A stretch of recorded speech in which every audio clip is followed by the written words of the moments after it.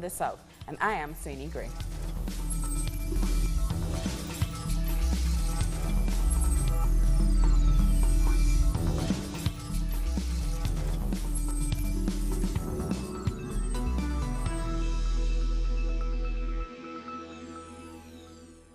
Anti-corruption campaigners in Colombia have been dealt a blow after Sunday's referendum. The results from the highly anticipated ballot will have to be nullified because not enough people took part. Starting at 8 a.m., over 11,000 polling stations opened so that Colombians could vote in the anti-corruption referendum. Surprisingly, President Iván Duque didn't join the opening as many presidents have historically done. We came to fulfill our democratic duty. This is a very important day. We have chosen to reject corruption. As Colombians, we must unite in this fight. This fight is not about political parties. It's about standing united. While President Iván Duque asked Colombians to take to the polls, opposition Senator Gustavo Petro has criticized Duque's empty words. He's not interested in voting, but saying this would make him look bad. As president, he should have convened all mayors and organized campaigns in every municipality to make sure the people were informed before going to the polls. For many, this referendum was an opportunity for Colombia to overthrow the corrupt political class. Opposition movements have made a decision to continue their fight, even if the referendum didn't work in their favor. They say they will fight in Congress to put an end to corruption. We will not give up. We will continue to work on strengthening the judicial system. We will work on reforms to eliminate preferential voting and to educate people. This is the second time Colombians have come together to take part in a referendum. Unfortunately, this time the referendum was marked by absenteeism. Let's go to our correspondent in Bogota, Paula Fernandez, for more information from the ground. It was a historic day for Colombia on Sunday. More than 11.6 million Colombians went to the polls to participate in the anti-corruption referendum. The lawmakers supporting the referendum said that people are tired of corruption cases in the political sphere. Despite historic figures, the public consultation did not reach the minimum number of votes needed. The necessary minimum number of eligible voters, 33%, didn't cast a ballot, reaching a very close to 32%. The people behind the initiative will present to Congress a legislative proposal that includes the 7 mandates submitted to a vote. The leader of the Democratic Center Party, Álvaro Uribe, said he was not supporting the referendum because it is a strategy to attack him and his political party. This accusation was denied by the lawmakers backing the anti-constitutional reform. President Iván Duque voted and said he supports all kinds of law projects to fight corruption and contradicting the statements of former President Álvaro Uribe. Earlier, we spoke with Juan Gabriel Gomez, a political analyst working at the National University of Colombia. He explained some of the reactions to the referendum and what can be expected moving forward. I don't think so. It was very easy to forecast that this initiative was going to face enormous obstacles to go ahead. It depends on how we see things, the typical half empty or half full. Many people were disappointed because the threshold to get this referendum approved was not reached. Yet, on the other hand, this electoral result shows that there's a critical mass of citizens that are really upset with corrupt politicians and are going to become a political force in the years to come. Mexico and the United States have reached some common ground in the renegotiation of the North American Free Trade Agreement, or NAFTA. The accord has come after 13 months of negotiations. A final deal would need a sign-off from Canada, the third country in the treaty. Mexican President Enrique Peña Nieto said he has called Canadian Prime Minister Justin Trudeau to add Canada to the agreement. He has also had a telephone conversation with U.S. President Donald Trump. We see the agreement announced today as positive progress because it reduces the uncertainty about the economy and also takes into account the concerns raised by the president-elect's team. Canada will start negotiations shortly. I'll be calling the Prime Minister very soon. and we'll start negotiation. And if they'd like to negotiate fairly, we'll do that. You know, they have tariffs of almost 300% on some of our dairy products, so we can't have that. We're not going to stand for that. I think with Canada, frankly, the easiest thing we can do is to tariff their cars coming in. 22 kidnapped migrants have been rescued in Mexico. Among the victims were migrants from Honduras, Guatemala, El Salvador, and Ecuador. The human traffickers kept them in a house in the southern state of Chiapas after promising them passage to the United States. One of the victims was able to escape and call the authorities during the rescue operations. Security forces also seized 400 kilograms of cocaine. Mexican authorities of the state of Chiapas have informed of the finding of 22 migrants that were lost, and well, now they know that they were kidnapped by the people that promised them to lead them through the Mexican territory all the way over to the northern border, the border with the United States. It seems that these people, these human traffickers, or coyotes as they are usually known, well, they took them, put them in a van, and then rode away to an undisclosed point where they were held captive with the intention of charging a ransom for their freedom to their families in Central America. It seems that most of them are from Honduras, Salvador, and Guatemala, but there's at least one of the migrants coming all the way from Ecuador. And well, they were found because one of them, the 23rd one, got away while their captors were distracted, and then got to the Mexican authorities, leading them to the place they were being held captive.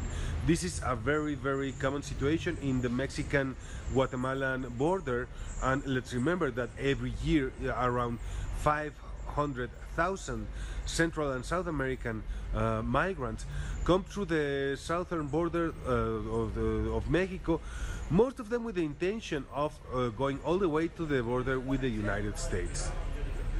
We thank Pablo Perez for that report. Now, teachers in Mexico City have shut down the Ministry of Public Education building. They are protesting against the education reforms introduced by the government 5 years ago. According to teachers, the education model that was imposed on the country simply reduced hirings and never fully addressed the actual issues that have hurt education in Mexico. We will fight until business owners are removed from the education system, until schools are once again free and secular. Teachers have continued to mobilize, demanding the repeal of constitutional amendments that have hurt the education system, but also to demand the liberation of their jailed colleagues and the reinstatement of 500 fired teachers who took part in mobilizations.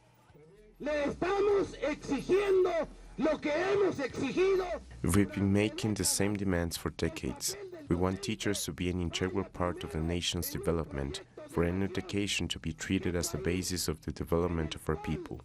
La educación ha dejado de ser la parte fundamental del desarrollo de los pueblos. Va a caer, la reforma va a caer.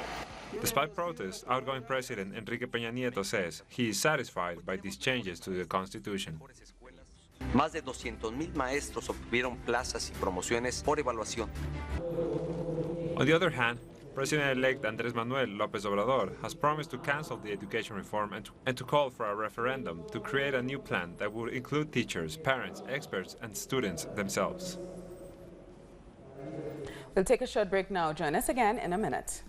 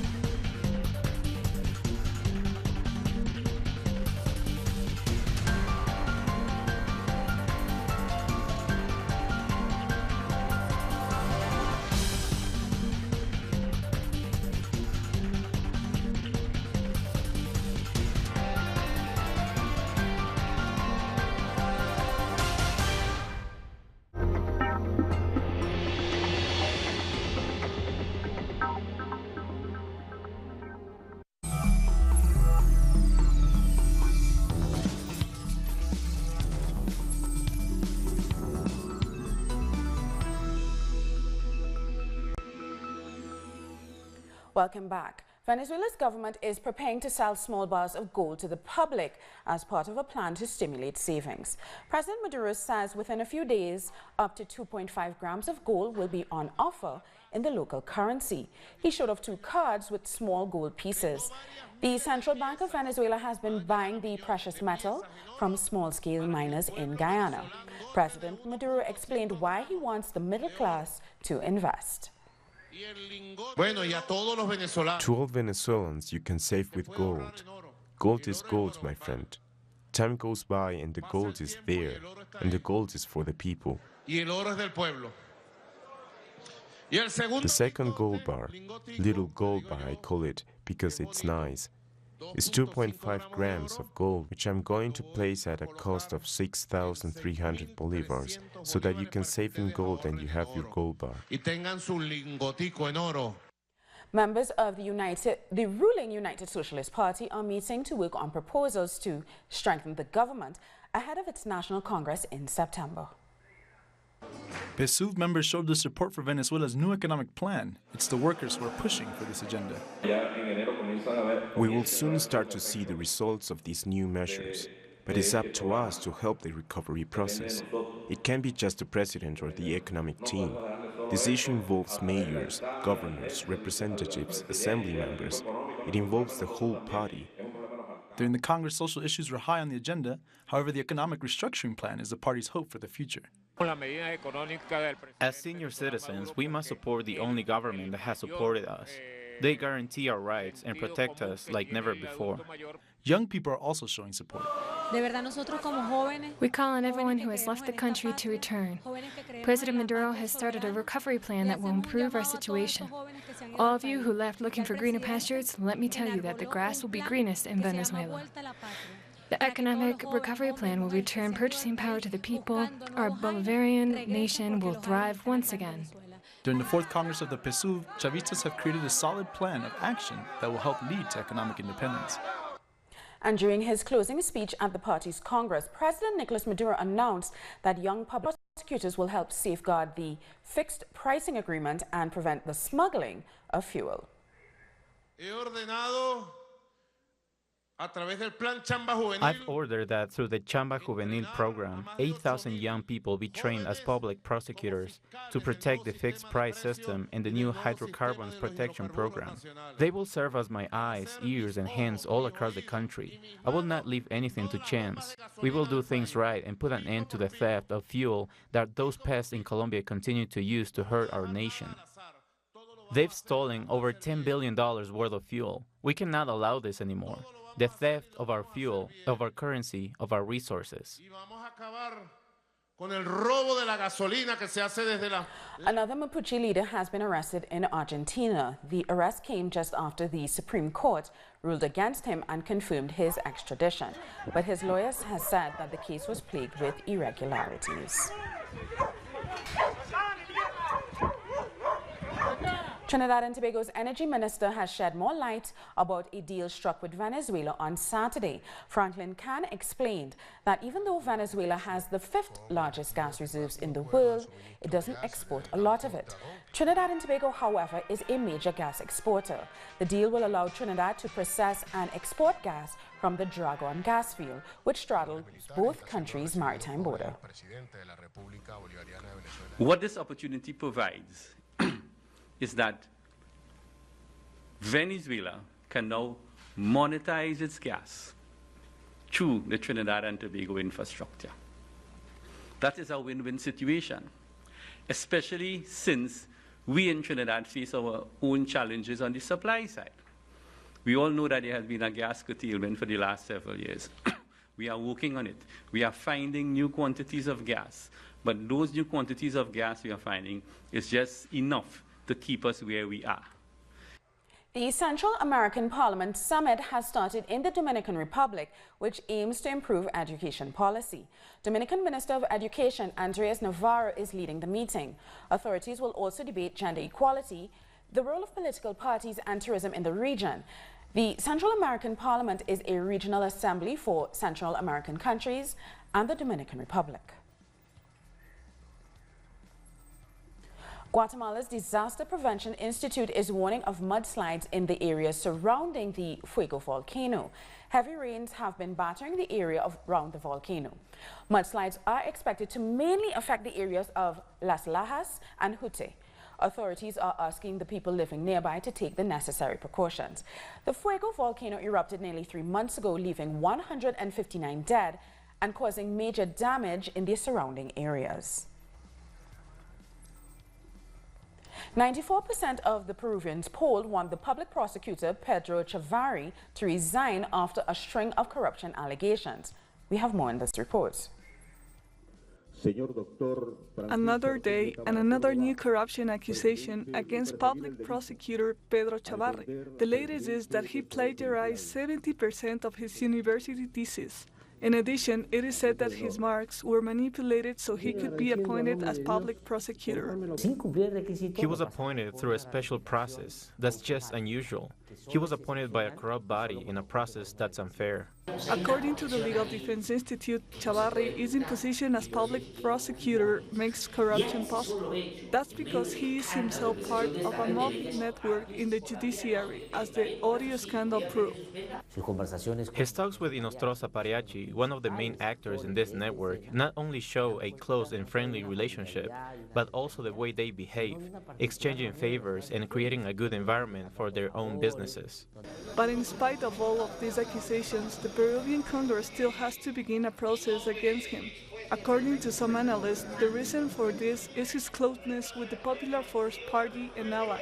The Popular Force has still a lot to clarify. Obviously, they want a prosecutor that favors them in corruption cases. Odebrecht's alleged undue funding is a massive scandal and it has to be clarified.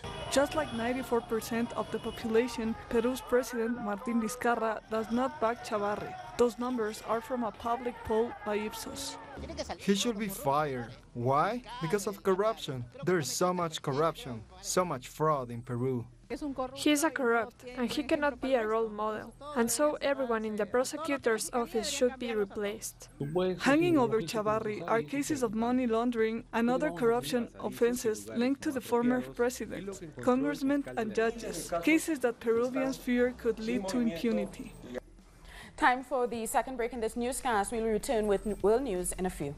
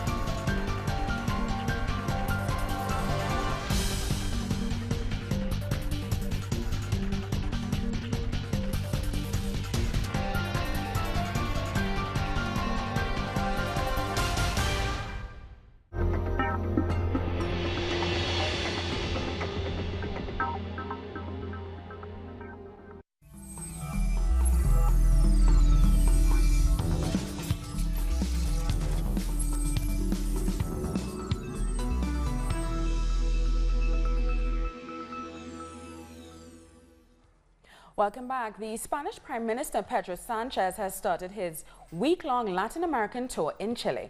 Chilean President Sebastián Piñera, senior government officials and senators received the Spanish PM at the Palacio de la Moneda.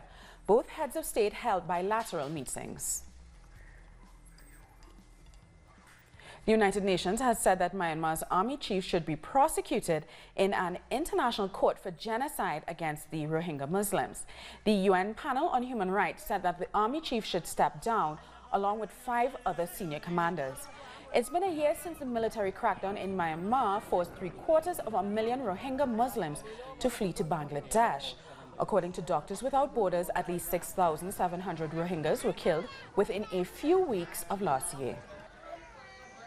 The mission has concluded that criminal investigation and prosecution is warranted, focusing on the top Tatmadaw generals in relation to the 3 categories of crimes under international law: genocide, crimes against humanity, and war crimes. Our correspondent, Pablo, the Democratic Republic of Congo has rolled out a prototype Ebola drug as the death toll from the current outbreak reaches 67.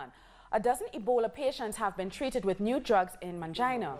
The new treatment was developed in the United States and is the first therapeutic drug to be used in an ongoing Ebola epidemic in the DRC. This outbreak has killed 67 people so far out of the 105 cases reported in the eastern part of the country. U.S. President Donald Trump has welcomed the President of Kenya, Uhuru and Kenyatta, to the White House, where the two leaders talked about trade and security. Kenyatta is only the second African leader to meet with Trump at the White House, following a visit by Nigeria's president earlier this year. The Kenyan leader is also meeting with U.S. business leaders to promote investment in his country.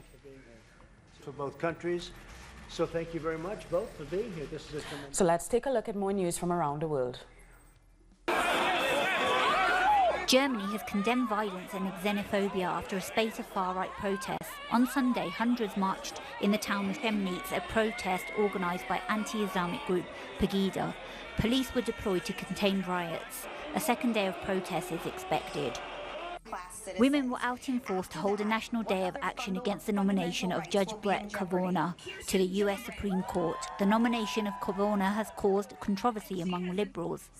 They argue his appointment will reinforce the hardline attitude of the Republicans when it comes to women's rights and immigration. Make no mistake, the nomination of Judge Kavanaugh to the Supreme Court is a threat to our rights and our future. For decades, Republicans have made no secret of their attitude towards women, working people, immigrants, the environment, the LGBT community.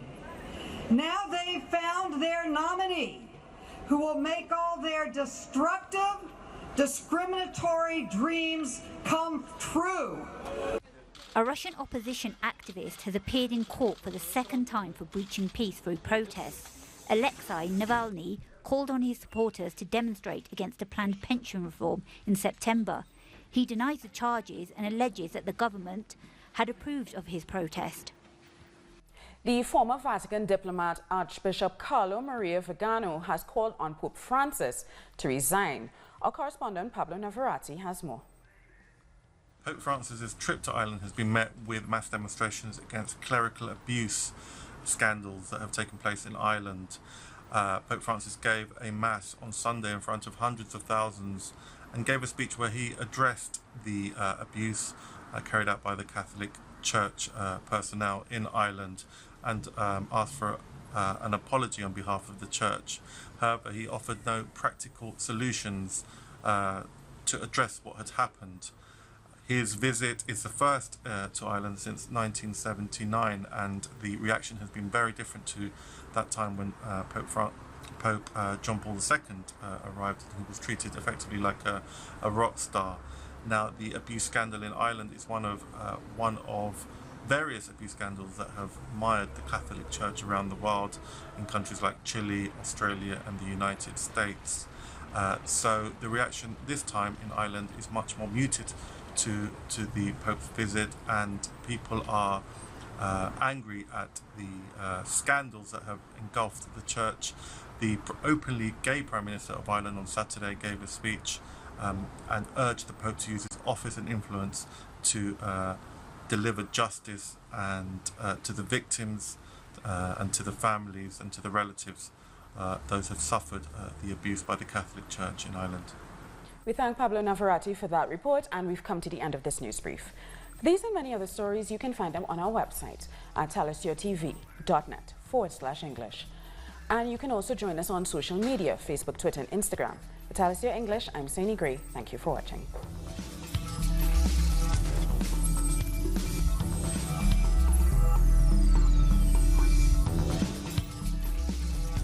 We are present at every event where our nation